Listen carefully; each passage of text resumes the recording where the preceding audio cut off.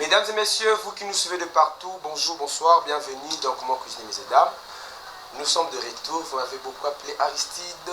Qu'est-ce qui se passe finalement? On ne te voit plus à la télé. Qu'est-ce qu'il y a? Maintenant, je suis là de retour avec vous.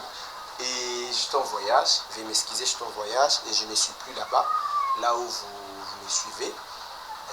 Maintenant, je suis ici avec vous dans Top Movie. Donc, nous sommes là avec vous. Un rendez-vous à ne pas manquer. Consultez toujours notre page Facebook et il y a tout le programme qui est affiché là-bas dans la page Facebook. Alors, nous sommes le bel et bien avec vous au retour dans notre cuisine. Alors, qu'est-ce que Aristide Mayunga va vous cuisiner aujourd'hui?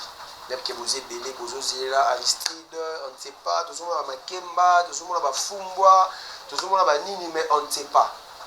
Qu'est-ce qui se passe? Qu'est-ce que vous avez prévu pour nous aujourd'hui? Avant que vous sachiez ce que je vous ai prévu aujourd'hui, Montréal, Papa Jacques, je trouve tout juste après.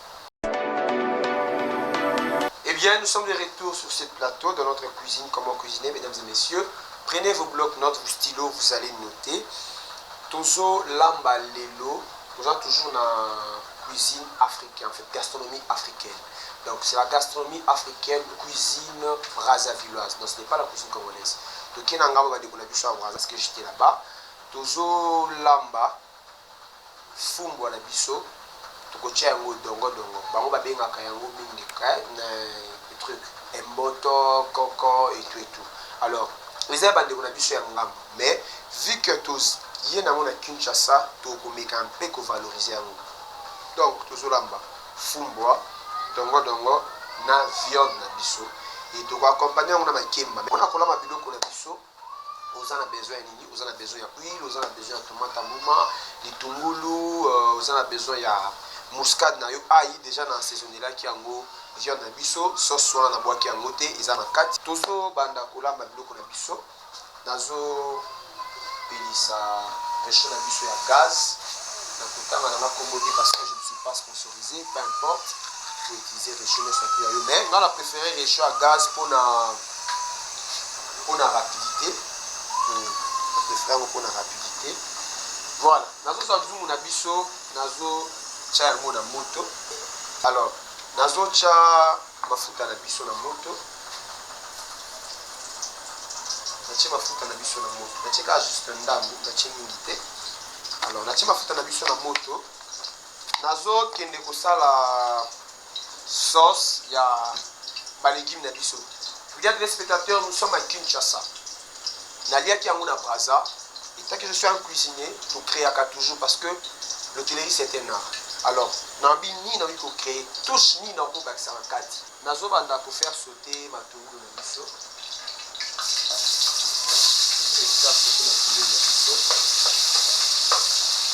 Alors, on a ma tour de sauter, ma tour de dame. Voilà. Nazo faire sauter ma tour de miso. Je vais vous dire que je vais vous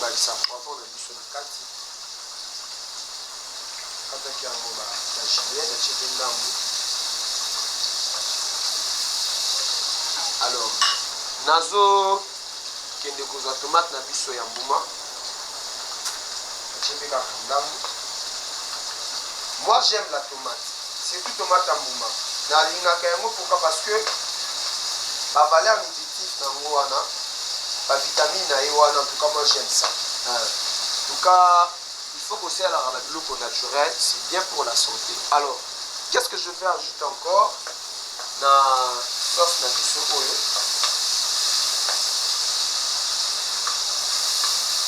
Voilà, nazo balola yango pour les ikate. En tout cas, nazo vraiment a besoin de légumes na ngai et là très bien. Nazo a besoin vraiment des ikate.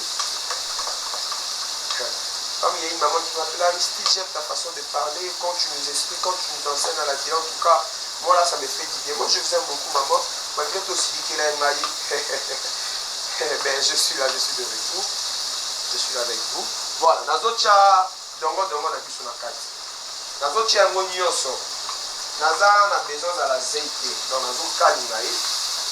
Ensemble na moni dongo na biso, ça va. nazokende kozwa viande na biso. Nazotia ngombe na biso.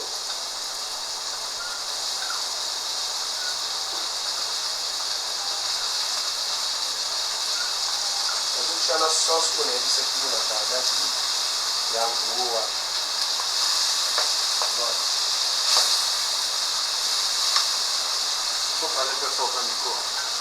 Voilà.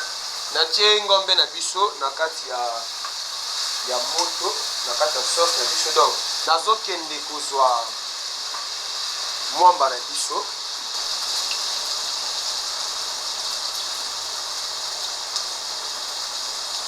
Natie mwamba na biso na kati. Alors nazobalusa yango epeke ekangama te. Alors nazobalisa kaka mwa mai moke. Nazobakisa mwa mai moke. Naza na posa sauce na biso akangama te. Naza na posa nazosala nini sikoyo? Nazotia makemba na biso na kati.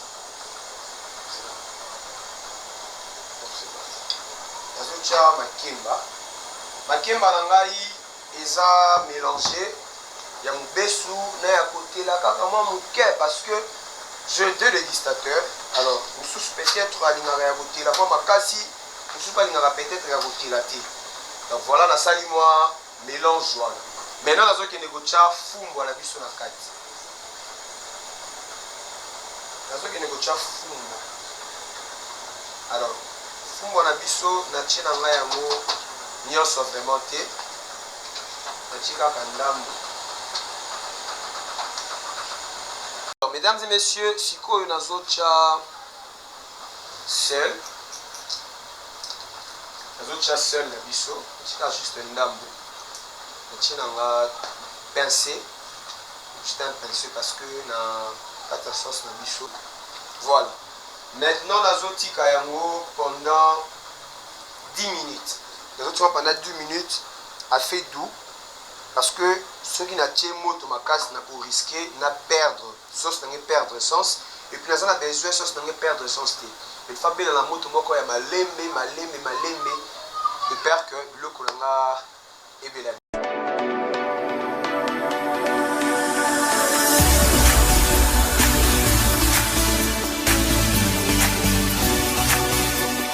Alors mesdames et messieurs, 5 minutes avant la kitsanzungu. Na préféraka kotia ndembi na suka parce que azalaka na ye zoba. Nazalaka na besoin ya décor na ye wana esalaka bien.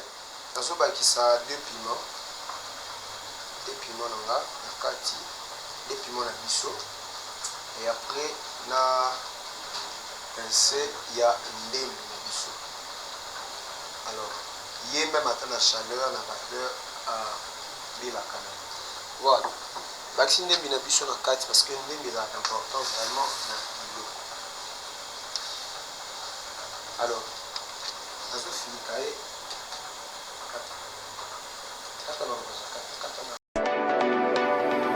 Monsieur, je crois 10 minutes na biso koki. Waouh. Nazo kitisa zungu na biso. Alors, mesdames et messieurs, nous sommes à la fin de cette émission. Je vais directement servir à mes dégustateurs. Bonjour Réveil. Bonjour. Réveil, nous sommes à la fin de cette émission. Alors j'ai une surprise pour toi. Et j'ai une invitée spéciale qui s'appelle Géry. Alors mesdames et messieurs, je vous annonce là l'entrée de Géry. Est-ce qu'on peut applaudir pour Géry? Géry, tu es où? Géry. Joyeux anniversaire. Joyeux anniversaire, joyeux anniversaire, réveil, joyeux anniversaire, Moutamaï l'amour, Moutamaï l'amour, Moutamaï l'amour, réveil, Moutamaï.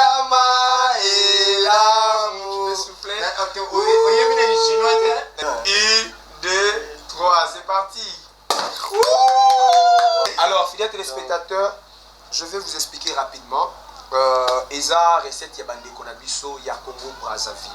On a bandeko na biso ya ngambu balambaka fumbwa balambaka yango na dongo dongo basangisi yango na solo la maison yo wabine pambadi la maison yango. Félicitations. Merci. Nani no wapese plaisir. Alors, comment j'ai procédé à la préparation de la recette d'aujourd'hui? Na bandaki liboso ko sala sauce na biso, na sali sauce ya légumes na biso, na kalingi bitungulu, na kalingi poivron na biso, na kalingi na tomate na biso ya mbuma, na kalingi ensemble na dongo dongo. Et après na ekozwa viande na biso, na bakisi na kati, après na ekozwa pâte na biso, pâte d'arachide, na bakisi yango na kati, et après na ekozwa makemba na biso na tche na suka na yekocha fumbo na biso, et après avoir kocha fumbo à 5 minutes avant na kiti yango na yaki kocha pipi na biso na ndemi. En tout cas bo sala yango na ndap na bino et ko ça va vraiment changer. Bon, malgré tout on y a on a humoriste c'est ngapé to liat aussi ka c'est ça to go suka ka bon de quoi. Bon na saluer na nous père manga de faire boulamata di et kazabi na saluer li suma sangai artiste Tom. Bon lui ezala na ngo bega buya suko mo bega bini ya toza ngana ye to kabonte metoza weza invitation na ngati na do bon oyebi ne ba benga ka batu benga binya mabi ompa bino mo oyebi moi fita mo ezala yande kimuta asanisi ba artiste comédien nyos basala moi elo moi muki yo mo oyebi ne yande kimuta lo ezala bata Baba isasa mboti etangane muta yo sobe nabe comédien le roi ya de sobe bobunati nana bien tuba ya makamne lungu bani boto wedi bana chango oye mujali bosobe ya yona elana ni la de sobe yoga siko e sobe azumalo alors bande konda razarawa nazaka mfika ne razarawa batibe bazalu bana de sobi amuna tena bata kinamuna za alafu na bandu beta basunu susu izabre ngamukute bili bazayawa abandalube yokasko bili azalewa wewe mafanga ya kubabu ya ko uko yese kyawate na kumeka biyo kwa bababu yenga biyo kwa kwese bili bazalewa na te yemo yo biga bili bazalewa na sudia tamani atape azalaki lelo bene fona panza bino bakwa yo boyebi bena sudia te senga na mwanze eta sudia yoga siko sudia tamani ata na bandu ko yoko yo sisi singale ko moko ni mkini nangani ngalo ukawajo umema ikika soko continue bongo fo doti tamalo babongo sudia tana buibui bakomo mwasi namba boyo ebadi yoga siko buibui nzame namo mubali namo mubali namo sudia tafana na mwene na nzame namo kana tena pardon no yo kapana bina ba téléspectateur na ba kongana hapesi bon nando sana mbana buibu yo biso ya lana mbana buibu ya laka aida siko aida pe bakoma obeta nani aida bakoma obeta na mobikisi yoka siko makabozer oinda bilingeli na komitungisa mati soki na libilo kwa malamu po ezali bomoi na ngai bisambuti pa etata nalingi na présente mwasi na ngai Aida ya koloba yoka siko Aida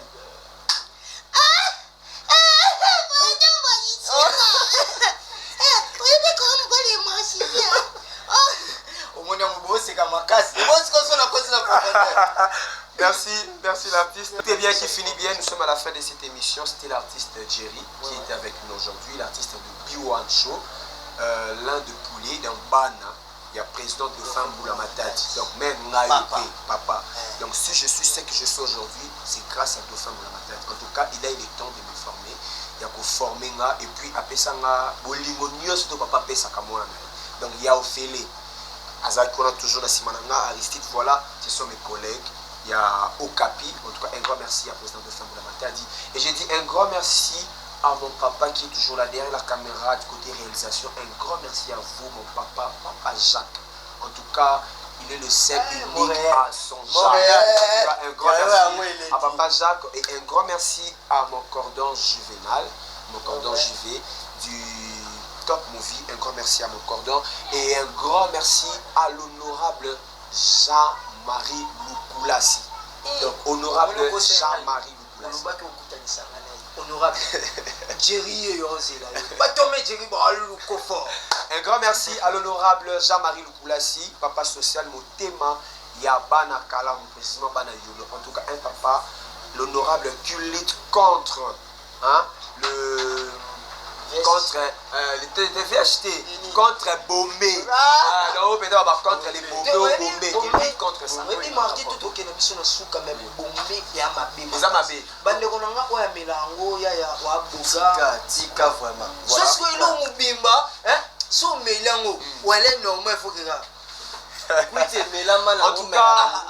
cas, merci beaucoup.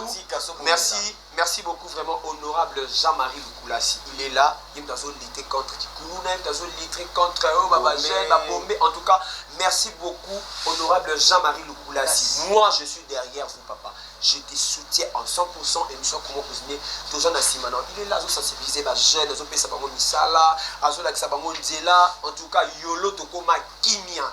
Yolo Kuluna Eza et sous-souté. En tout cas, gouvernement na biso, bo simba papa Jean-Marie Lukulasi, bo zalanaye, en tout cas, bo soutenir ye. Parce que mon thème y a pas na RDC. En tout cas, je ne dis pas qu'il est la fierté de la jeunesse congolaise. En tout cas, grâce à papa Oyo, les jeunes bazar au Séré. En tout cas, merci beaucoup, honorable Jean-Marie Lukulasi. En tout cas, merci beaucoup à vous tous des partout vous nous suivez. Merci beaucoup, Naneng Bobenga Kanga, toujours. Merci beaucoup de Boïmaka, page Nabiso, comment cuisiner. L'artiste Aza Awa Ousama a besoin de fête, prestation, il est là, il va vous donner. Merci de nous avoir suivis de partout. On se retrouve au prochain numéro. Et entre-temps, bonjour, bonsoir chez vous. Bye bye. Bye bye.